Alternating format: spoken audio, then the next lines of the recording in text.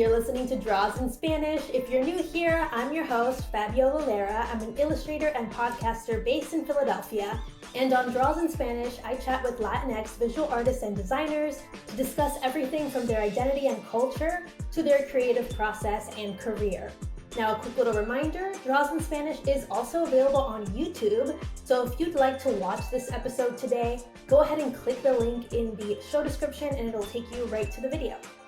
Today, I'm chatting with Argentinian illustrator, painter, graphic designer, Sebastian Curi. Sebastian works in a pop style using cartoonish figures, playful compositions, and bright colors to depict everyday scenes.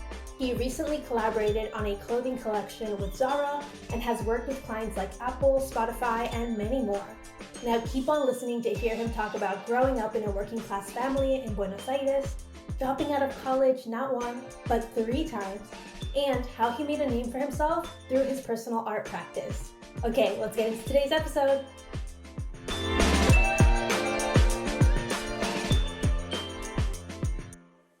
Welcome to the show, Sebastian. How are you doing today? What's going on with you? Doing good. Just a normal day at the studio. Working, sketching some stuff, some new projects. Oh. Finishing some of them.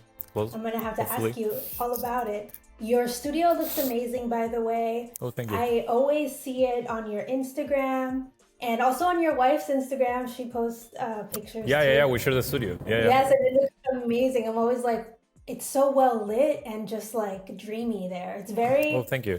You can tell that you're in LA because the light is gorgeous.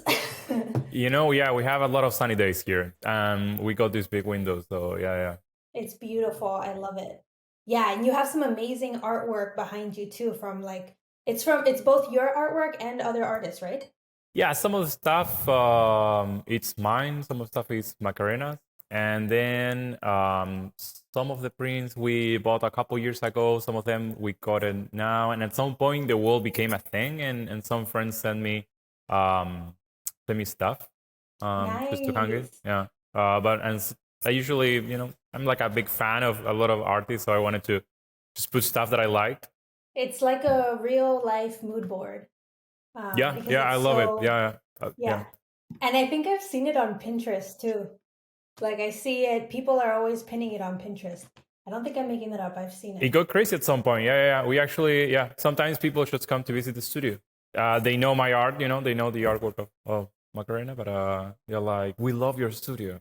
Kind of like, we want to see the wall, that stuff. It's beautiful. It's kind of beautiful. funny. So yeah.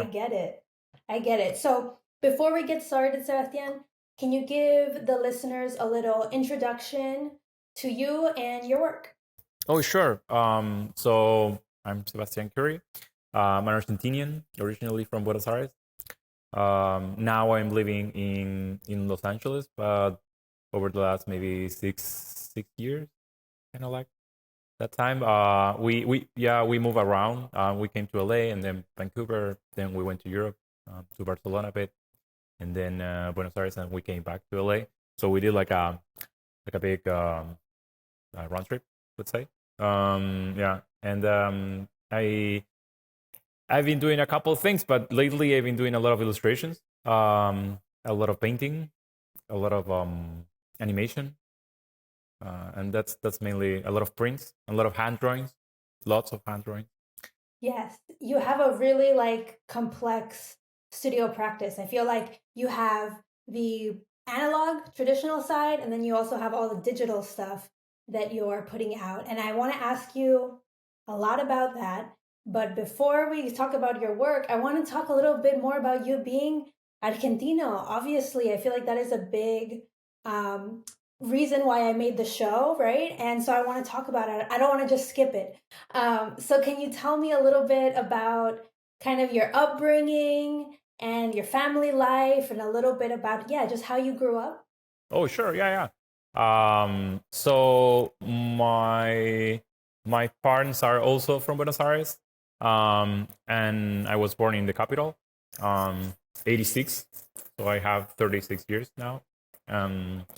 And my dad really loves the countryside of Argentina. So when they got me, they moved to a place called Bolivar. and that's really south from Buenos Aires. Still the province, but it's a huge province, kind of like California, so it's big. So south of that, a bit more cold, super chill, cows and grass, all that kind of stuff. So I think my dad was I think he was selling kind of like repairments for cars and stuff like that. My dad always was doing some business around, and traveling for business stuff. And my mom was a housewife, so we just stay at home. And I think that was the first 3 or 4 years. And after that, my parents moved to Mar del Plata, and that's like a city. They travel a lot, kind of like us. Always looking for better opportunities, like better work, a better job maybe, or like a job position in some way, in some place. Oh, So okay. they So moved to that was the driving force for the moves. Yeah, they always will move. Yeah, it's just a working people, really working people. I will say middle class. Maybe if we push it. So yeah, but we didn't have any big problems. They just were trying to improve the salaries and that kind of stuff. So they moved from Bolivar to Mar del Plata. That is this beautiful city south of Buenos Aires where you have beaches, but it's kind of cold. So it's kind of like a weird way. I don't know. Like when you go out of Argentina and you think on a beach, you think on like Mexico, Brazil, and like this beautiful Caribbean tropical, yeah. And Buenos Aires doesn't have that. It's kind of like London, like that kind of beach. In summer it gets better, but it's not like I don't know, like the water is cold, because it's so south in the continent. So we used to live there, and I spent maybe a couple years there. We jumped a lot of schools, and then we moved again to the capital, and my dad became a taxi driver, and then we got a couple years there. I think 10 or 15, and at some point my mom started working as a teacher, and I think that made it a bit more just stiff. They couldn't move so much around it, and I went to preschool, I think, or like primary school, some part of it, and then high school around there. They kept moving around the neighborhoods. First, worst neighbor ever. It's called I forget. This is the worst neighborhood in Buenos Aires. Yeah, it's not the worst, but it's pretty bad. What's it called? Can you say it one more time?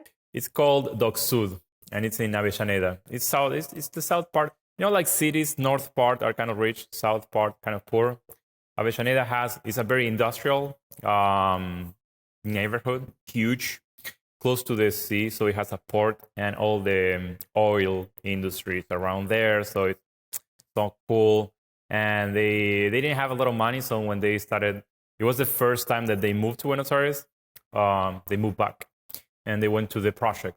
So not the ideal situation maybe, but it was fine. I actually don't remember all this stuff. I just went back a couple years ago, and I was like, really, we used to live here. I think that's the beauty of being a kid. You don't realize those things. I had the best childhood, best one. My mom is super lovely. My dad, he was working a lot, but he was around. He's a great guy. I have the best relationship with them. But yeah, I think they went through some stuff, just trying to improve our life. Mine and my brothers. I have two brothers. Okay, so it's the three of you. Three of us. Yeah, I'm the older one. And then at some point, I think my dad got better at his job. He got a couple cars. He was a taxi driver, but also owner of all their stuff. So they moved to a better neighborhood. I went to a better school. And I think stuff started looking better for the whole family. And we moved to a neighborhood called Lanús. It's also south part of the city, but it's more middle class. And I feel if you ask me where I'm from, I should say Lanús, because I think that's where I spent my teenager years, my adolescence. So I feel, kind of like it's your identity. I think it gets fixated. and I went to high school there. I started listening to a lot of punk rock music, a lot of hardcore music. Kind of like that was, I think, the entrance way for me to arts. Interesting. I had no idea about this. Can you tell me like what those early punk and hardcore bands were that you were listening to? Because in my adolescence, I was the same thing happened to me in my adolescence, but I was in Florida, right? So I'm curious. I'm curious, if it was the same stuff. It was. Yeah, I think it was the same stuff. A lot of stuff that was happening here. The hardcore, the hardcore scene here, Washington, all that stuff. Fugazi, I don't know. I remember at the drive-in. I love at the drive-in. Oh my gosh, I love At the Drive-In so much. What else? I don't know. So many, like. But then you had some kind of local scene in Buenos Aires. So I will listen to those ones more because they felt more closer to me. I don't think they are famous here, but I used to listen to a lot of fun people, and that's kind of like, I don't know. You don't have one band that sounds like that one, but it's just like punk rock, I love that though. I love it because, yeah, it's spread out all over globally, right? And it's so interesting to see how it influences different regions. And I love that it defined your like high school years. It's Even California, is huge in this kind of style. The West Coast had a lot of bands, and I used to listen so many, of the stuff that was happening here. Yeah, so I don't know, I started playing guitar, but just to have fun with my friends because they will play stuff. I will go to really small concerts that they will improvise, and we will be like 20 people maybe, just maybe even more people, on the stage than below the stage. That kind of concert. But we will have a great time, and maybe I will start doing flyers. That was going to be my next question. What was your involvement with the visual art of the punk and hardcore scene? Really, I think it was very organic. We didn't have any friend that would study. We were in high school. I was studying arts in high school, but it wasn't graphic design, or I didn't have a lot of hours also painting. It's just like a public school, so the art side of a public school is super tiny.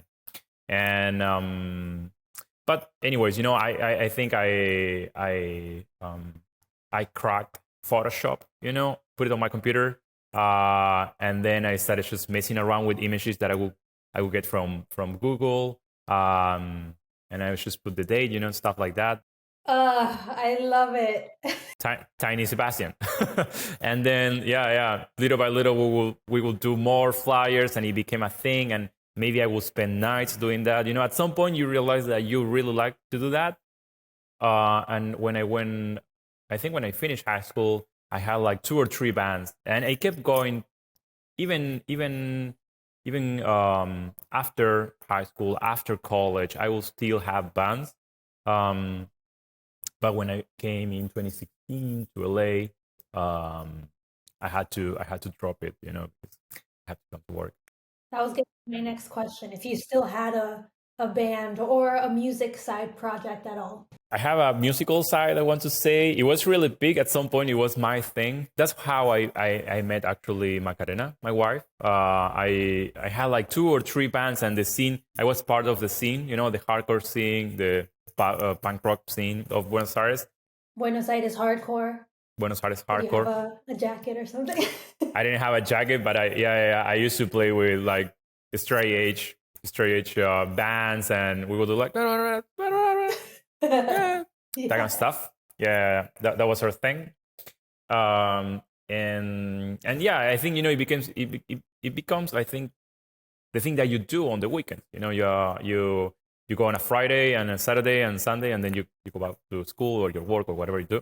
It's your social life. It's your social life. Yeah. So I was doing a lot of that by that time, and her brother is a really good bass player, and we had a band that was kind of like progressive, kind of like Mars Volta, kind of like that. So we were doing that. We were a bit older, so we will play a bit better. So we wanted to do that kind of stuff. and that's how we met. And That's the natural progression. I feel like you start as a at the drive-in fan, and then you go to Mars oh Volta, yeah, yeah, yeah. and You, then yeah, you yeah. continue. And you keep going. You keep You come going, you back. keep going. Yeah, I think you come back at the driving. Yes, But yes. Did you see the Mars Volta? They're on tour right now. I actually went. Yeah, yeah. We went. We both are big fans. Both of us, the driving and the Mars Volta, and it was amazing. It was amazing. Yes, it I was love so it. good. Yeah, yeah, I yeah. loved it too.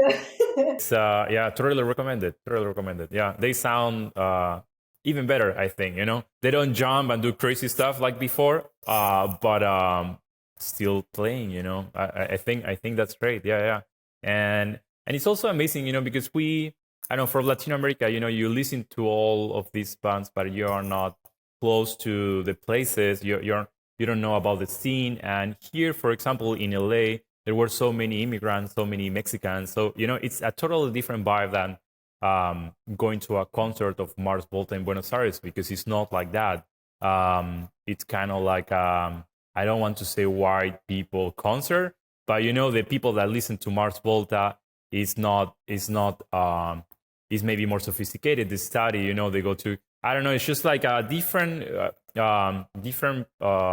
audience, totally. Demographics, yeah. And maybe even like I didn't know English, so I didn't know any of the lyrics. I mean, not that they make any sense. Yeah, they don't make any sense, right?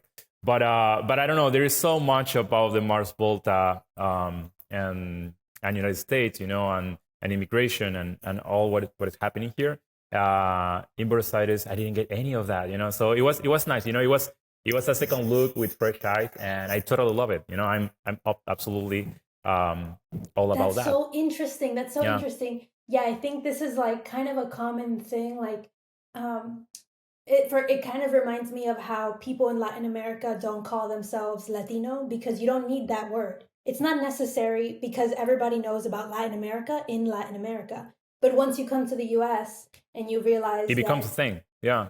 You become the same. It's something that unites you, and you need to unite you, because you have gringos and you have there is a differentiation no matter how white you are.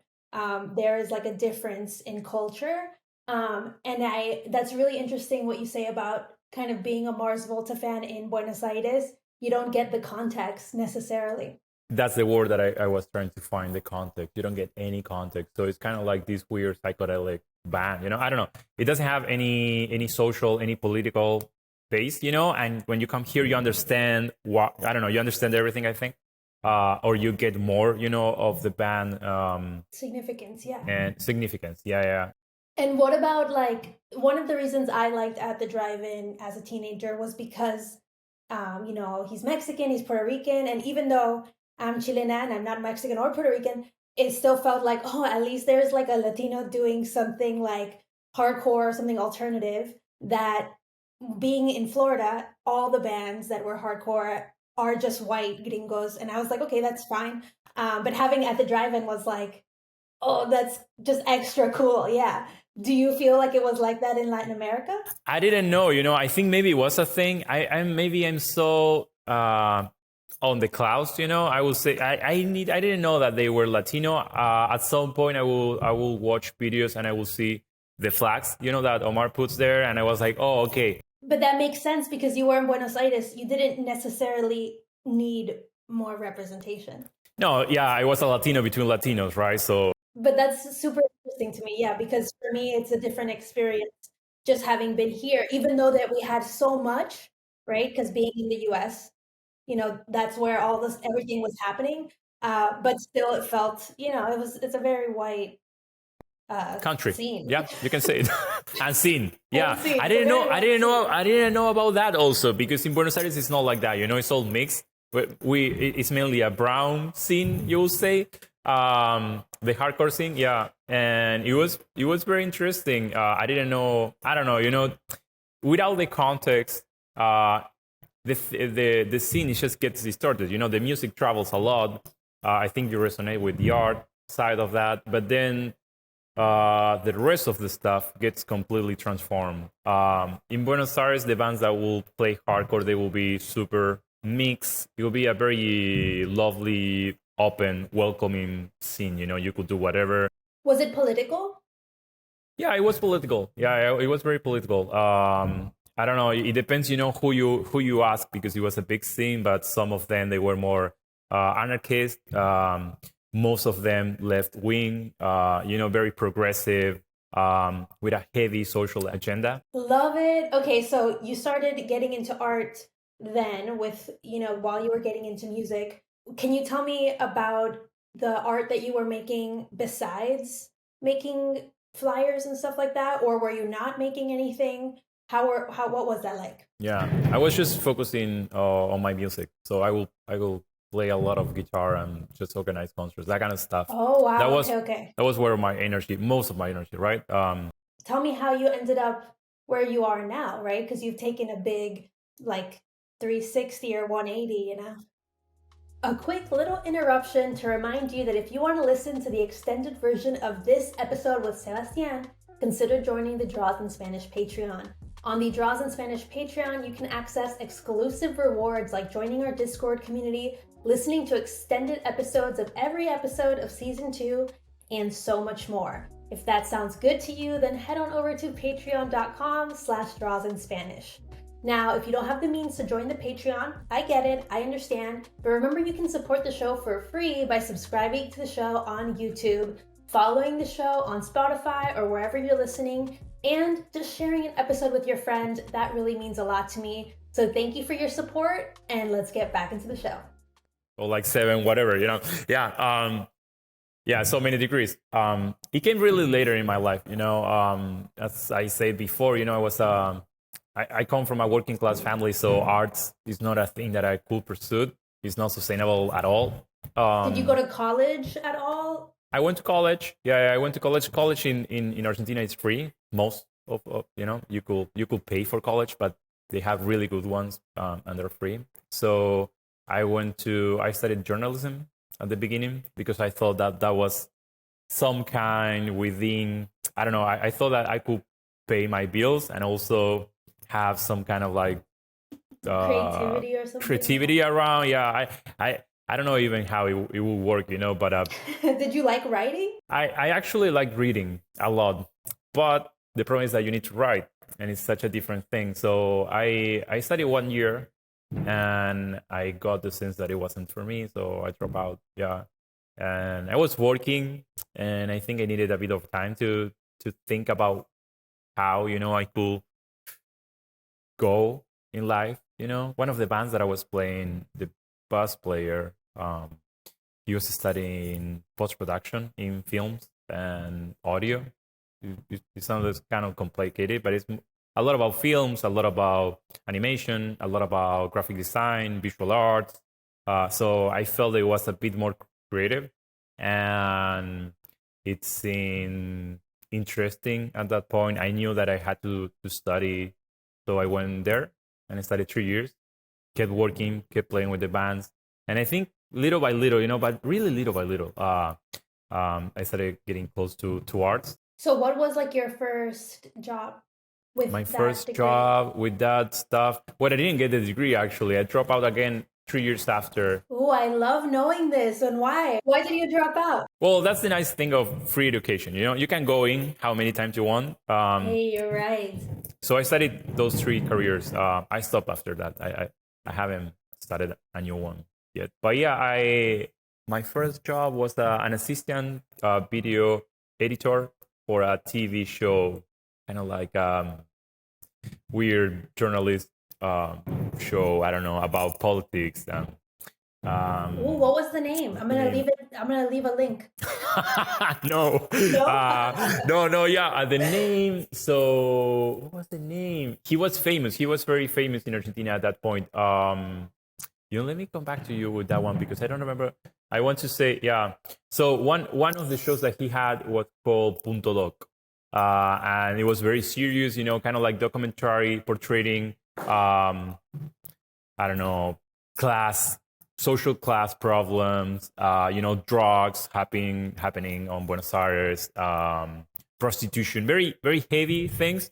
Television is a weird industry, I would say, and I feel it wasn't for me. And at that point, I knew that I didn't want to pursue a career on TV, on television, And I was really into graphic design for some reason. I like the flyers thing. I like to do cover T-shirts, that kind of stuff. Wait, so you went to school for journalism, then you dropped out. You said not for me. Then you're like your friend gave you the idea of kind of the video production side, so you tried that. You drop out and you work at the same time in the field? I studied a lot. I studied 3 years that, so I actually know a lot about. I'm a very technical guy. If you ask me, I'm a nerd, also. So I was very curious and it seemed interesting to me. But at some point you realize, what is the.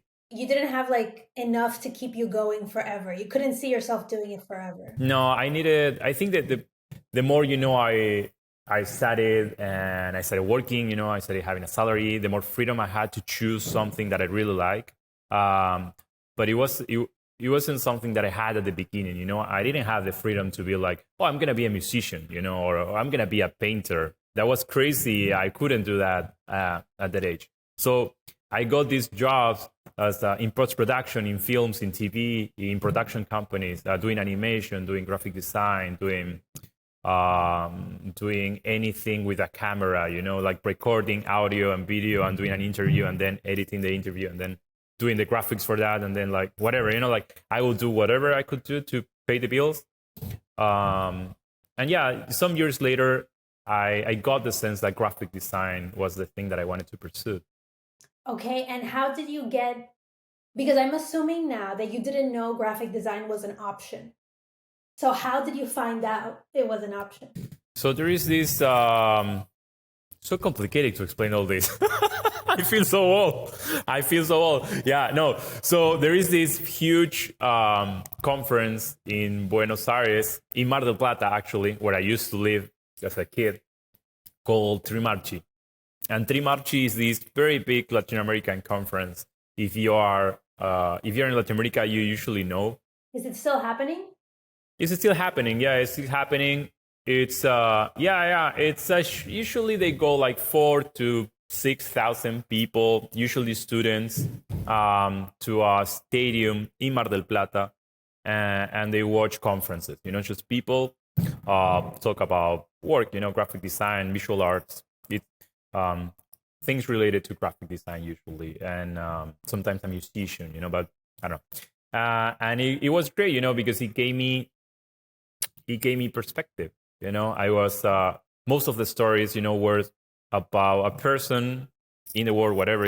They will invite international speakers. So sometimes we will have a big name, kind of like Stefan Sackmeister, or like I don't know, so many. Sebastian Curi. No. Just like really, really good graphic designers. But yeah, one day, and then I don't know. It just gave me, a sense that I could try to pursue some kind of graphic design career and have more freedom, because it seemed that they could express themselves. They could do stuff that was fun, even take risks, and say, hey, maybe I could do this corporate thing and then do this personal project. And that balance seemed perfect to me. So I think I was working. I don't remember where I was working, because I was jumping so much between studios and production companies at that point. I was still trying to find a position within the industry. I was like a 3D generalist, and then like a 2D animator, and then like an art director, and then like, I don't know. Like I try a lot of stuff around the pipeline. Did you end up going back for graphic design and finishing it? Yeah, but I did all backwards. So I at some point I got a job at a big studio in Buenos Aires, really good, called Plenty, and they're award-winning studio. They do a lot of branding, do a lot of 3D design, a lot of television at that point, commercials, that kind of stuff, and animation and graphic design. At that point, I think it's that they started to be a thing. Motion graphics started to become a thing, and they were really talented. I was not, but they were really talented. And when I worked with them, that really changed the way that I will just approach to work, and ideas. And I worked 4 years there. And I think at the third year, I decided to go back to school and study graphic design, because finally, I felt that I had You had a direction. You were like, this is the right direction. Okay. And it was great, when I went to school, just going to school later, in your life when you are not 20, it's great. You understand everything. It's Can I so. ask you how old you were when you went back for graphic design? This was 20. I think I studied 3 years, 2014, maybe 2014. So 20, I'm really bad with maths. I have 36 now. I would say 28, 29. Yeah, around that 27. But I was already an animation director. This studio that was one of the most important studios in Buenos Aires. So I had like my chops, let's say. I had my skills. I knew how to use any software that you have in the computer. I was art directing stuff. I don't know. I did like projects like I did branding for Fox and HBO and I don't know, stuff like that. Commercials. So for a student starting school, I had my ways. I understood some of the stuff that they were trying to teach me, but I learned so much. I learned so much. So it was great. I was fresh. I will work all day in this studio, and then at night I will go to school, and maybe early in the morning I will do the homework kind of thing, and then go to work. I don't know. It was very busy. It was a very busy stage of my life, but I absolutely love it. Yeah. Do you have any advice for someone who is lost, right? They don't know what they want to do career-wise. They have maybe a bit of a pull to do something artistic. What would be your advice? Because I feel like that's what you went through, and so you probably have some really good perspective now. I think after you go through all that stuff, you get the sense that you have the time. I think a lot of the advice that I was given was to study something, finish that, and stick to that.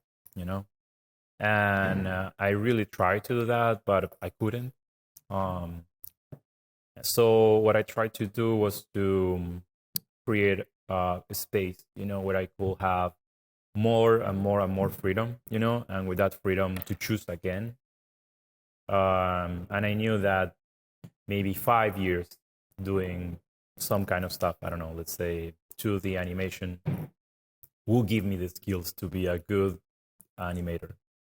And then I could work and do that very well, and then maybe study graphic design and try to design something, And the skills, I feel sometimes they connect.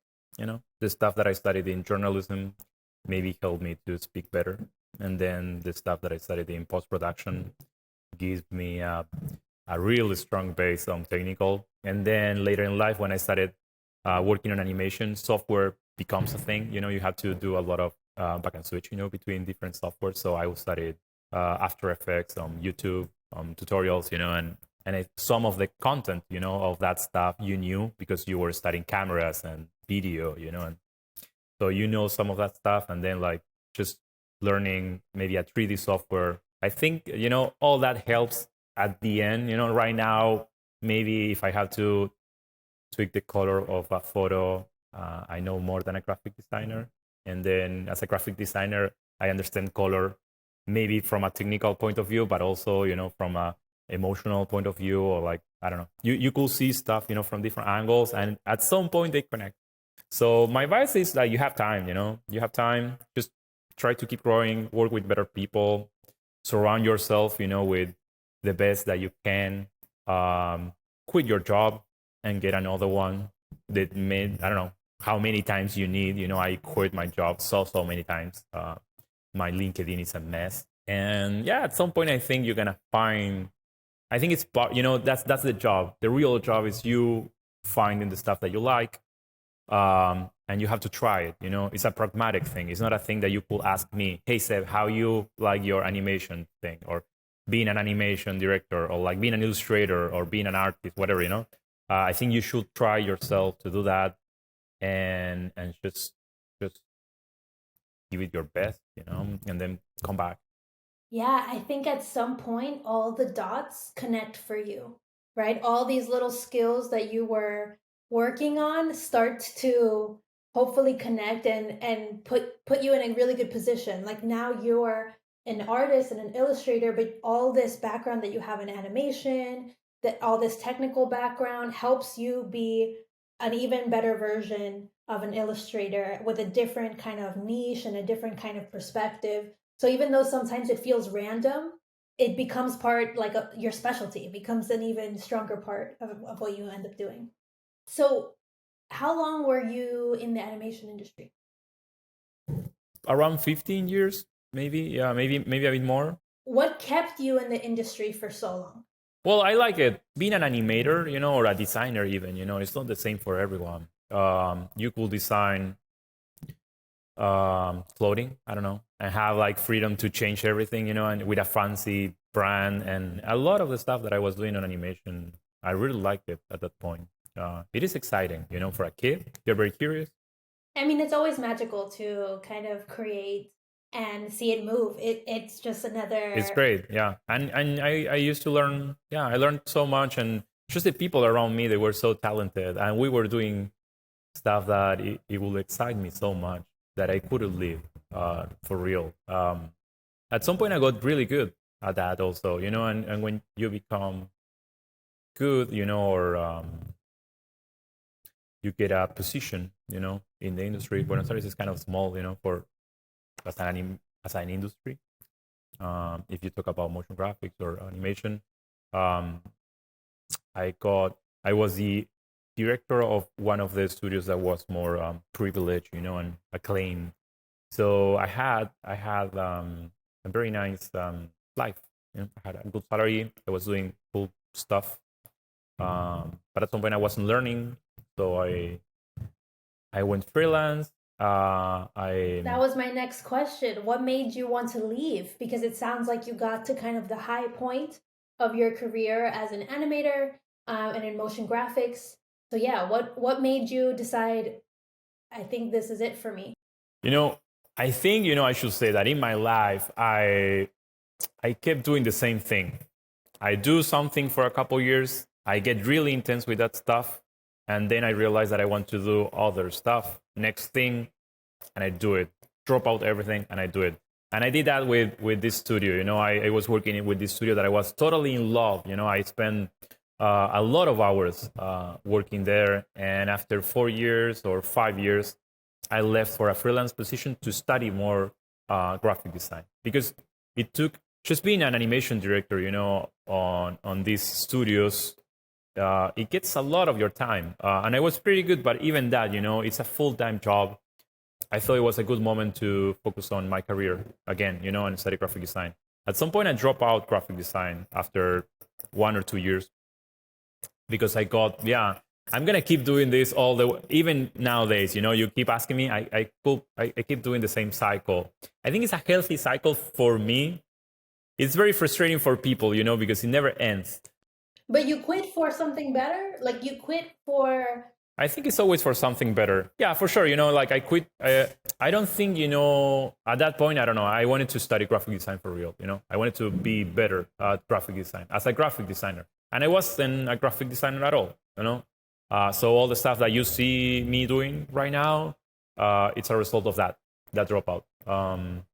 At some point, I got a very big offer from a production company in LA called Buck. And if you work in motion graphics, you usually know this name. It's a very acclaimed, maybe the biggest production company. And they offered me a job in LA. And I thought that it would be nice just to try me in that league, because it's a different league. The US is very US focused, always, right? So to me, I'm like, the US is standard and normal. But you're saying there is a difference in the industries happening in Latin America compared to what's happening here? Yeah. I think as a rule, you could say that every place is different, for sure. You could see similarities, but the moment that you travel and you work in different countries, I have worked in Latin America, in United States, in Canada, and in Europe. So people like that, maybe you could ask, and they're gonna say it's very different. Even every studio, each studio is different. And now that you've seen like this global perspective, how do you feel about the US as like your home, right? Because you chose the US after looking at everything and going to different countries. You came back to LA, right? So what is it about LA and the US that pulled you, that kept you here? Well, it's big for once. It feels like the center of the world a bit if you are here. Um, and it's great to. We came back to LA to do kind of like to build up a career. You know, I was doing illustration already at some point, and when we came back, I was sure that this was a space that if you have to push very hard, but if you are very good, I think LA helps you to build something bigger. You do this gesture, and it's gonna have ripple effects all around. If you do the same in Canada, maybe it's smaller. If you do the same in Argentina, way smaller for sure. And here, yeah, sometimes I do stuff, and just the ripple effects are huge. Can you give me an example? Because I can definitely see it, and I totally get what you mean. But I want listeners to maybe get a little more context, especially coming from someone like you who lived in Argentina for so long. I think sometimes people who live in the US take it for granted because it's just normal, right? It's really hard to see it, because it's not a tangible. Yeah, it's not a tangible thing. It's something that you realize by comparison. U.S. culture is huge in the world, so everyone is watching what is happening here.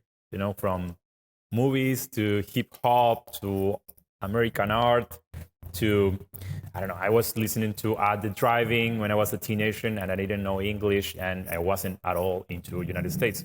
But the driving was my, uh, really close to my heart, and that's American culture right there. So I think when you do something here, it's gonna be seen by people in LA. It's gonna be seen by people in the country, but it's also gonna be seen by people outside for sure. I don't know who, but a follower on Instagram, they sent me a video of the YouTube channel of FIFA, and they posted a video of this BTS artist. I don't know a lot about Korean pop, but he was doing the music video, and one of the T-shirts that I did with Zara was there, and that's a ripple effect that will be like, and so many stuff like that. Maybe I will do illustrations, and maybe Apple will commission, or will get the license of one of those drawings, and it will become a global campaign for Apple. So you will see it in anywhere, working with clients like Facebook and Dropbox and Google and Uber, global brands, Zara, all these brands. They're usually US based, and yeah, they just give you exposure. And I feel being in LA helped that, I think. Yeah, I think a big thing too is like the art directors and the project managers at those companies, they're not, I mean, they're on Instagram and they're looking, but most likely they're running into other people in their area, in their proximity. And if you are an artist in Argentina posting, it's less likely that that post will make it to them. And so just by proximity, it's harder to be seen because especially in the US, we consume stuff in the US. Like if I need to find an artist from Argentina for something, I really have to go out of my way to find that person. You have to be really into that artist, yeah, for sure. You have so many stuff here, that I get it. In Europe, happens a bit the same, they're very ethnocentric, they look into. And even I will say that LA, it's about LA, and New York, it's about New York. And maybe you could say, hey, Florida has their own thing. And I'm sure that it has, but just this way, of like culture, how it grows and it moves around. I think it's bigger than graphic design, but it's just about culture and people. But yeah, we came here because a lot of things happen here. It's a very exciting place. Especially if you love media, like you are saying, especially too, having worked in motion graphics, the studios are out there. Your movies, proximity to just like TV and entertainment industries And I don't think it's an accident that your shirt made it onto BTS. I feel like, depending on where it was filmed, even proximity of being able to find that collection, it just makes a lot of sense.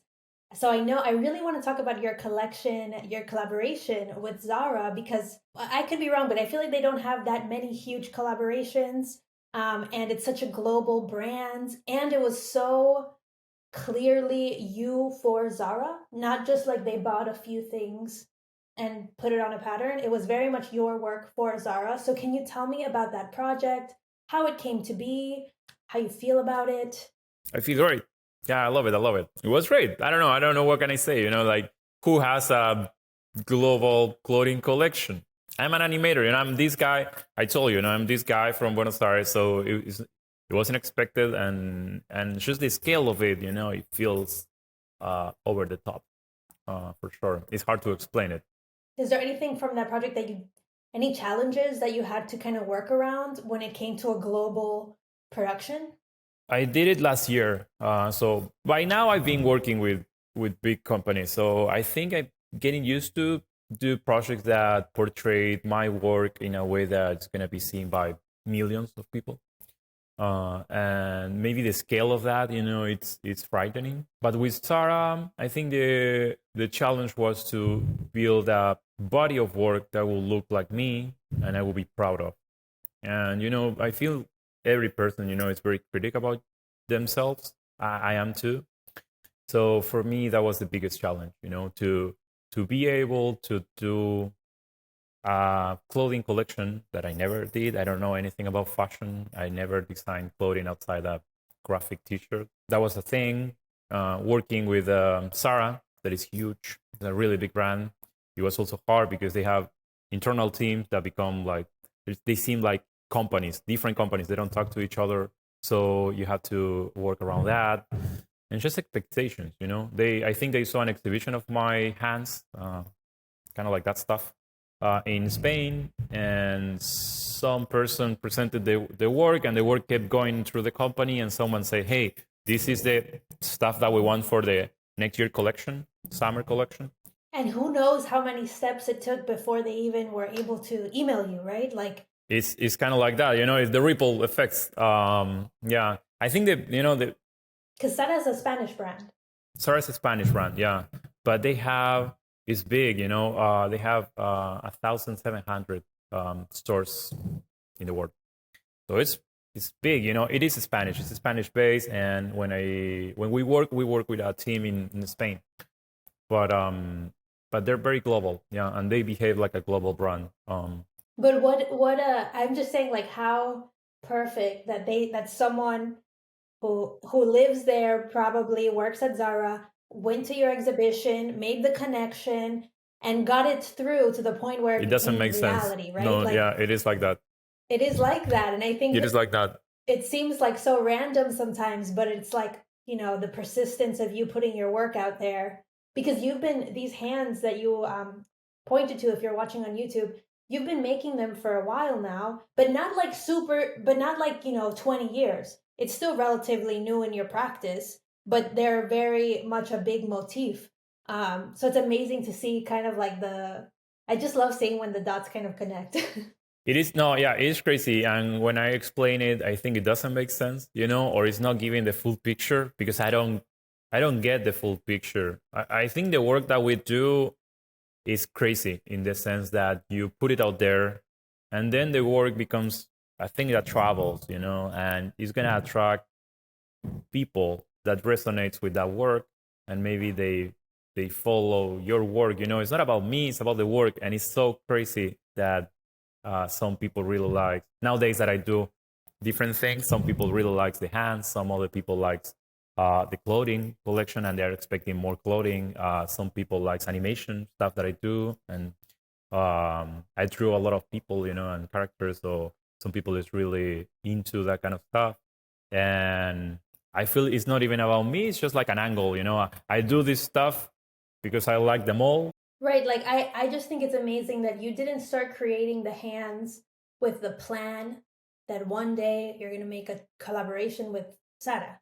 That was not the intention, right? You have a passion for the hands, for, that work, and it ended up getting that kind of appeal. Can you tell me a little bit about how you got started with the like really big hands? Oh, sure. There's not a single explanation, it's just these creative processes are not that intentional. It's not that you have a plan and you go through and you finish with the thing. I'm glad you say that because sometimes that's what people think. No, it's not like that. I feel you get better for sure, at executing. You have ideas and then you execute it. And sometimes between the idea and the execution, something happens. Sometimes, you have ideas, execution is not there, and nothing happens. And that's usually what happens when you're starting. You have a lot of ideas, you do stuff, and they look crappy. It's, I would say it's a work in progress, But I started doing hands I think it was a couple things. I have a friend that was playing. He wanted to release a single or something like that, and he asked me to do something for the album cover. One of my friends from Argentina, and I was like, yeah, sure. So I drew. He has very long fingers, and I drew a lot of hands for him. He didn't release anything, so I just published the drawings because they were sketches. But it felt very connected to the drawings. I like the drawings. Hands have like an iconicity, They have they're very universal. They can be strong because it talks about language, gesture. It could be seen as a portrait. I don't know. Hands are a thing. I love the subject. And I think I got invited to Trimarchi to do some posters, full circle. Yeah, so I did, but it was really small, right? They have this conference, and around the stadium they hang stuff, and they have a part where they could do posters, and I wanted to do waving hands, like hello. So I did two hands, one in red, one in blue. But I had to travel. I was in Barcelona, and I had to travel to Mar del Plata. I didn't have the time to paint, so I asked a friend the seal screen that prints the biggest hands that they could do. I was like, hey, what's the biggest that you could go? Just give me two. These are the designs. I send them, and he print them in actually this size, 100 by 70 centimeters. So he printed 10 of each.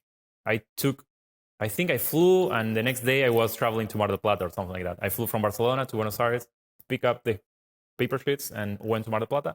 And that year, Argentina had like a huge crisis, economic crisis. Every couple of years, Argentina has like economic problems. And that year, Trimarchi didn't have a lot of people. They didn't do the conference on the stadium. They did it on a smaller venue. They showed the posters on a basement.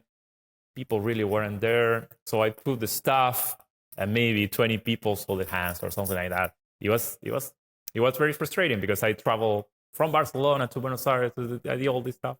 You have to be very attracted to the work, but I really love the hands. I love the hands, and in silkscreen, colors get really, really high in vibration. They're very colorful. The ink that they use is great, and you could get saturation really high. So I got these hands. I published them on Instagram, like, hey, I have 10 of each. Almost a little defeated, right? Yeah, no, totally defeated. Yeah, I was like, I didn't want to put words in your mouth. Fuck it. No, I was like, fuck it. No, it doesn't matter. I'm gonna keep doing stuff. And you're like, now I'm here with these posters. What do I do with them? Yeah, that was also the thing. Yeah, I was trying to find something to do with the hands because it was like, what I'm gonna do with these hands. They can be an illustration project. I didn't see them as a commercial thing. So I thought that maybe making prints and just connecting with people in a different level, not like a commercial industry level, more like a domestic in your home level, like, hey, get a print. And so I did that. I started doing that, and I kept putting maybe one or two prints every 6 months, maybe, or something like that. And it's been doing, and it kept going.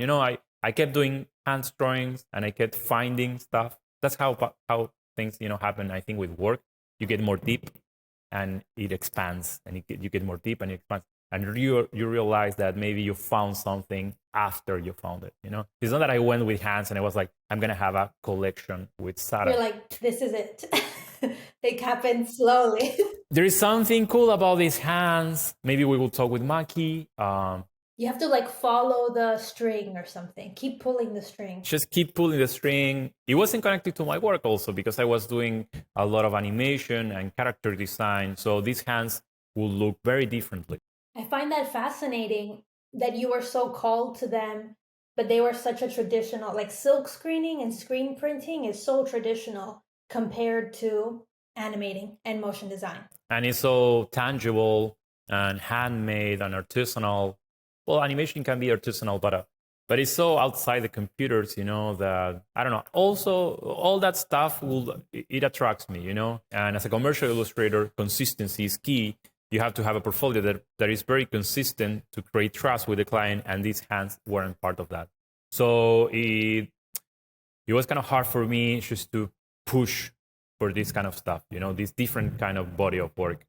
And it was a risk, it was more a risk than a bet for something that I could actually have. One of the last questions I wanted to ask you here is, I know your wife Macarena is also an artist. Do you guys ever collaborate or work together?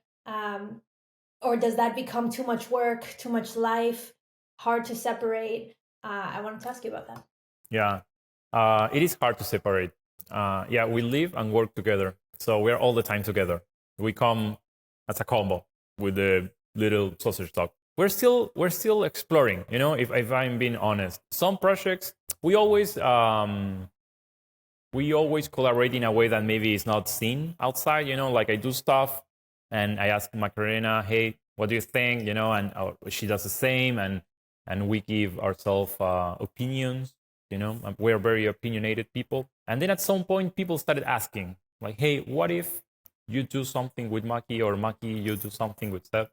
Sometimes when we have time on our schedule, we do it. I would like to collaborate when the work is leading, when I feel actually like, hey, it would be great if we do this and you put this stuff and I do this stuff. You have to have a very clear idea on how that's gonna look. A couple of weeks ago, we did a t-shirt.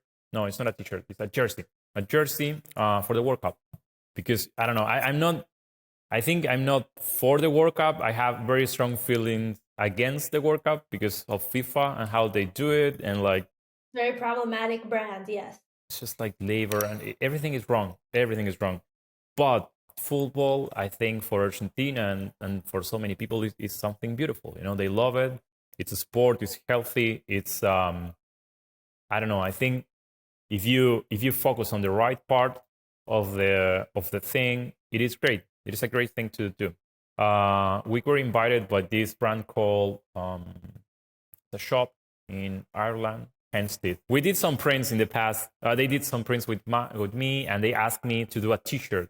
And I thought that for a T-shirt, it would be cool to do something with Maki because I thought about patterns and like shapes and just like different, like a more abstract language to approach to a T-shirt design than my stuff that is so figurative. I thought something more about collage, and Maki stuff is great for that. So I was like, hey, maybe we could do it together, And actually, I think Maki took over the T-shirt, and it looks great.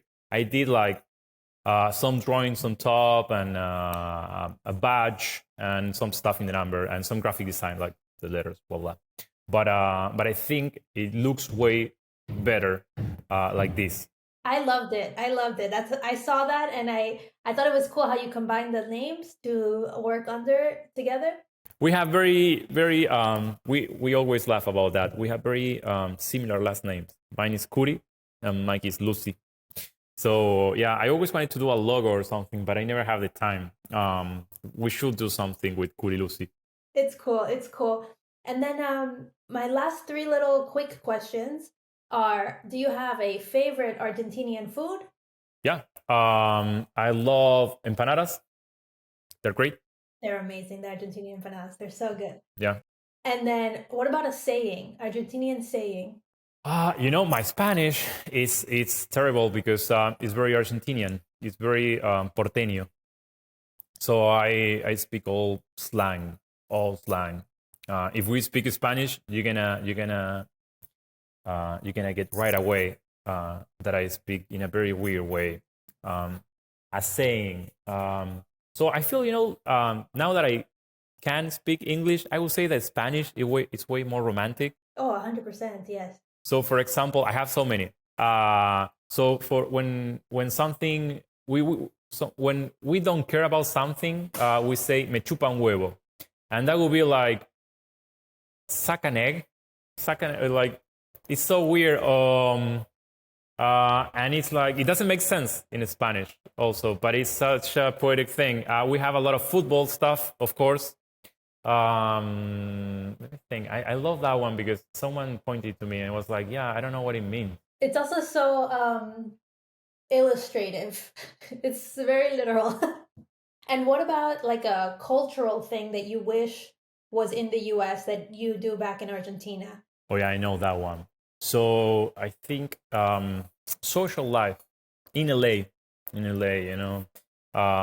it's very different than social life in Buenos Aires. We have a lot of friends, I think, or like the need of talking. Talking is a big thing. You just gather around a table or around whatever thing on a corner, on a street. We do this daily.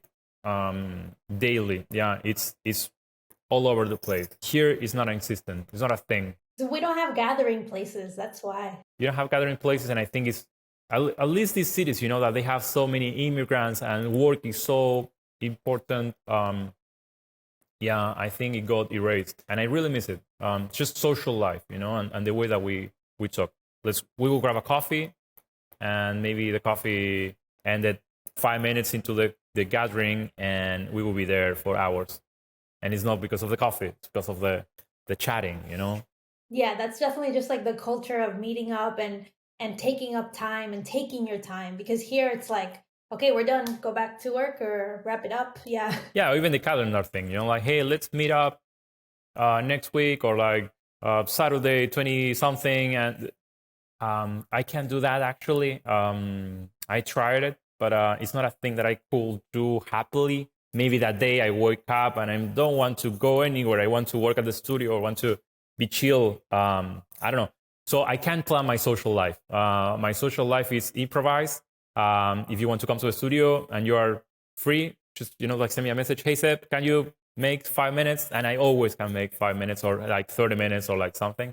So people come here and we should do that. And then maybe we will extend it and I will work more on the weekend. Or I feel that that's very Latino of me. And I absolutely love that part. I love I'm very curious. I love to chat. I love to know people. I definitely feel like we could use that more in the US for sure. Yeah, I think it's a nice quality. Yeah, it's cool. Well, Sebastian, thank you so much for your time. So much. Thank you for sharing your story with me. I had so much fun learning more about your career path. So thank you. No, thanks to you. All right, everyone. I hope you enjoyed my conversation with Argentinian illustrator and graphic designer Sebastian Curi. Be sure to follow his work on Instagram at Seba Curi, or click the link in the show notes and it'll take you right to it. Now, before you go, I have to remind you to subscribe to the show if you like this episode. Subscribing is free and really helps me out to keep making the show for you. Now, if you want to connect with other Latinx artists in our Draws in Spanish community, head over to my Patreon, patreon.com/drawsinspanish, so you can join our Discord channel and access a ton of other perks like extended episodes of every episode of Season 2. That's all I have for you. Hasta la próxima, amigos. Gracias por escuchar. Ciao.